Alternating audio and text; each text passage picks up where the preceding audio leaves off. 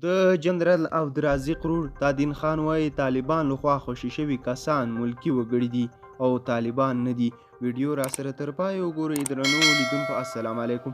د کندهار امنیي قمندان ویلي د طالبانو لخوا د افغان امنیتي ځواکونو په نوم خوشي شوي کسان ټول ملکي وګړي دي او نظامیان پکې نشته. تورن جنرال تادین خان بي بي سي ته ویلي د 100 کسانو له ډلې یوازې یوې په 1998 کال د پولیسو په لیکو کې دنده درلوده خو وروسته یې پرې ایښې وه. طالبان پرون یکشنبه 20 تنه بندیان چې دوی افغان پوځ سرتیري بللي وو کندهار کې د سره صلیب نړیوالې ادارې ته سپارلي. یادې ادارې دا کسان تېره شپه د کندهار والي دفتر ته وسپارل. افغانستان کې د سره صلیب ادارې مشر هم په خپل ټویټ کې دا کسان د افغان امنیتي ځواکونو سرتیري بللي وو. خو د کندهار د امنیي قمندان تاجین خان وایي د دوی د جلب او جذب څانګې په دې اړه پلټنې کړې دي خو شوي شویو کسانو کې پوځیان نشته بلکې ټول عادي او ولسي وګړي دي.